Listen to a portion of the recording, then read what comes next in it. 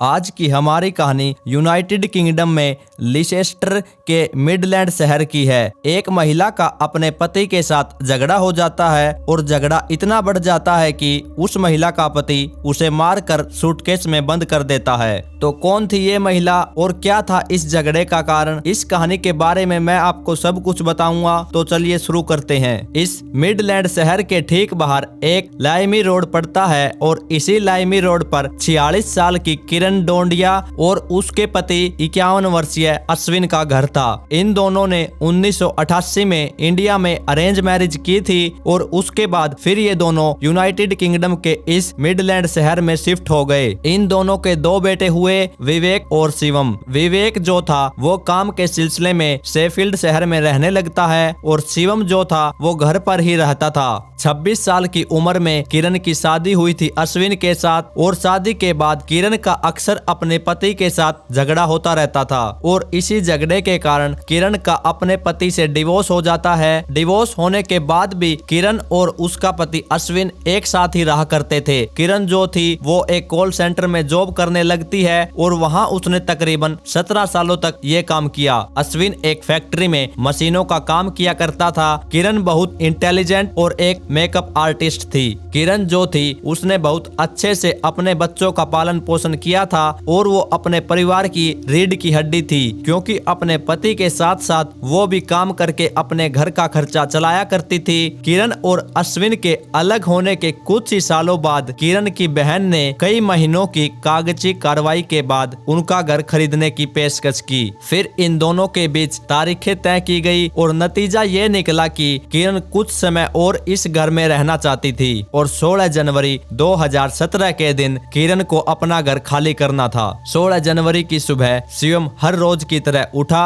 और स्कूल जाने के लिए तैयार हुआ। वह आमतौर पर अपनी माँ के साथ ही नाश्ता करता था, लेकिन उस दिन उसके घर में उसकी माँ उसे कहीं भी नजर नहीं आ रही थी। फिर शिवम ने सोचा कि शायद आज उसकी माँ काम पर जल्दी चली गई है और वो आज मेरे साथ नाश्ता भी नहीं करके गई। उसके बाद शिवम भी नाश्ता करके घर से अपने स्कूल चला जाता है और वो दोपहर के टाइम जब स्कूल से वापस लौटता है तब वो देखकर एकदम हैरान रह जाता है, क्योंकि उसका घर अभी भी खाली था। मतलब किरण अभी भी घर वापस नहीं लौटी थी, क्योंकि आज से पहले कभी ऐसा नहीं हुआ था। किरण टाइम से ही घर आ जाया करती थी। फिर धीरे धीरे शाम होने लगती है और किरण अब तक अपने घर नहीं लौटी थी। शिवम की चिंता बढ़ने लगी थी। फिर लगभग शाम के 6 बजे विवेक को अपनी दादी का फोन आया और उसकी दादी ने पूछा कि किरण कहाँ है। उसका फोन भी नहीं लग रहा है। और इसके अगले ही दिन यानी 17 जनवरी को किरण का बर्थडे भी था।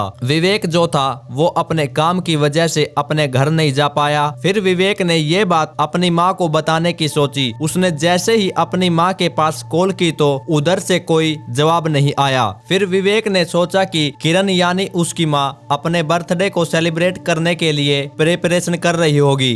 विवेक ने ये बात अपने छोटे भाई शिवम को बताई। शिवम ने भी विवेक को बताया कि सुबह से ही माँ जो है वो घर में नहीं है। फिर शिवम ने किरण के मोबाइल की लोकेशन ट्रैक करने की कोशिश की और इसमें वो कामयाब भी हो गया। किरण के मोबाइल की लोकेशन जो थी वो मैफील्ड रोड की तरफ शो हो रही थी। यह मैफील्ड रोड किरण के घर से लगभग 5 मिनट की ही दूरी पर था, लेकिन जब शिवम यहाँ पर गया तो उसे यहाँ पर कुछ भी नहीं दिखाई दिया। फिर पूरे परिवार ने यही तय किया कि किरण जो थी वो बिना बताए तो घूमने कहीं जा ही नहीं सकती और ना ही वो कभी भी अपना फोन स्विच ऑफ करती है। फिर उसके परिवार ने तुरंत पुलिस को कॉल की और किरण के लापता होने की सूचना दी। पुलिस ने फिर किरण के परिवार वालों से किरण की डिटेल्स ली और अगले दिन से ही पुलिस अपने काम में लग गई। लेकिन इससे पहले कि पुलिस अपनी जांच शुरू करती कि तभी उनके पड़ोसियों में से एक का फोन पुलिस के पास आता है और वो बताता है कि क्रोमर स्ट्रीट इलाके के पास एक गली में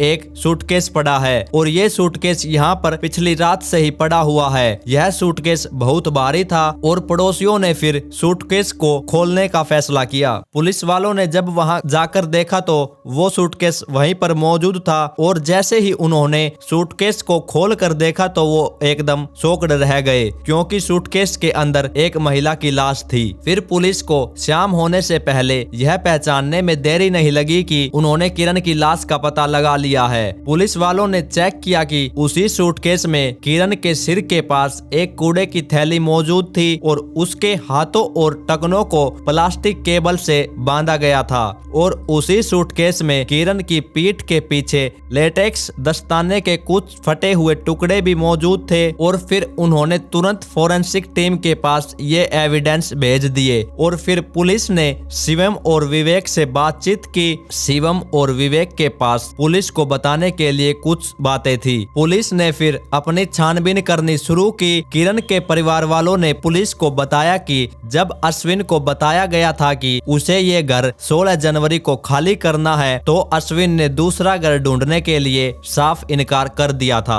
और इसके बाद विवेक और शिवम पर समस्याओं का पहाड़ टूट पड़ा था। शिवम और विवेक ने यह भी पुलिस को बताया कि अश्विन किरण के साथ बहुत मारपीट किया करता था और किरण के साथ काफी गाली गलौज भी करता था और किरण काफी सालों से ये बर्दाश्त करती आ रही थी। अपने माता पिता को लड़ता हुआ देख शिवम और विवेक बहुत परेशान रहने लगे थे। शिवम ने बताया कि अश्विन कभी कभी अपना आपा खो दिया करता था और उसने बताया कि किरण ने हाल ही में एक डेटिंग ऐप पर साइन अप किया था जिसमें वो सभी को बता दिया करती थी उसका डिवोर्स हो गया है और अपनी जिंदगी को वो नए तरीके से शुरू करने के लिए बहुत उत्साहित है। जब उसने साइन अप किया तो शिवम ने किरण को ये कहा कि अगर इसके बारे में अश्विन को पता चल गया तो वो तुम्हें मार डालेगा। फिर शिवम ने पुलिस को 16 जनवरी के दिन जो कुछ हुआ था उसके बारे में बताया। फिर ये एकदम साफ हो गया था कि अश्विन एकमात्र ऐसा व्यक्ति है जिसने किरण के प्रति घृणा दिखाई थी और उसके साथ मारपीट की थी और वहीं उसके साथ गाली गलौज करता था और उसे बहुत ही बुरी तरीके से मारता पीटता था। शिवम ने कहा कि जब वह घर आया था और उसने महसूस किया कि उसकी मां वहां पर नहीं थी और उसके फोन का जवाब भी नहीं दे रही थी। फिर उसने अपने पिता की तरफ देखा जो उस वक्त घर में ही मौजूद था। शिवम ने फिर अपने पिता अश्विन से कहा कि तुमने क्या किया है, मुझे पता है कि तुमने कुछ किया है। शिवम ने बताया कि अश्विन उसे सीधा जवाब नहीं दे सका, वह बस मुझे देखता रहा। किरण की लाश उसके घर से इतने पास से मिली थी कि पुलिस का काम बहुत आसान हो गया था। फिर पुलिस ने वहां सड़कों के आसपास लगे कैमरों को देखने की सोची तो पास के ही सड़क पर लगे 2 सीसीटीवी कैमरों में कुछ ऐसा रिकॉर्ड हो चुका था जिससे कातिल को पकड़ना पुलिस के लिए आसान हो चुका था। आप इस सीसीटीवी में देख सकते हैं कि एक शख्स उसी सूटकेस को लेकर जा रहा है, हालांकि उसने अपना चेहरा छुपाने की कोशिश भी की थी जो आप इस वक्त देख रहे हैं। पुलिस ने जब अपनी जांच की तो पता चला कि सीसीटीवी में सूटकेस को ले जाने वाला शख्स और कोई नहीं बल्कि अश्विन डोडिया था। फिर अश्विन को गिरफ्तार किया गया और गिरफ्तार किए जाने के 2 दिन बाद फिर पुलिस ने उससे पूछताछ की और पूछा कि उस घर में आखिरी मिनटों में क्या हुआ था। अश्विन ने बताया कि दोपहर के समय हम दोनों में बहस हो गई। अश्विन ने पुलिस को बताया कि किरण ने उस पर चिल्लाना शुरू कर दिया था क्योंकि उसने कुछ पैक नहीं किया था, क्योंकि इन्होंने अपना घर खाली करना था। थोड़ी ही देर बाद हम दोनों की बहस मारपीट में तब्दील हो गई। अश्विन ने बताया कि उसने अपना आपा खो दिया और उसने किरण के सिर पर काफी बार वार किए किसी औजार से। कई बार किरण के ही दुपट्टे से उसका गला घोटने के बाद किरण को मार डाला। उसने उसे फिर जबरदस्ती सूटकेस में डाला और सूटकेस को बाहर घसीटा, फिर खून साफ किया और फिर दोपहर में शिवम के घर पहुंचने से पहले ही उसने सूटकेस को ठिकाने लगा दिया। उसने खून से सने कपड़े भी एक और दूसरे सूटकेस में डाल दिए जो कभी मिले ही नहीं। फिर ये सब बताने के बाद फिर कोर्ट में अश्विन का मामला शुरू हुआ। विवेक और शिवम ने भी कोर्ट में गवाही दी। अश्विन को फिर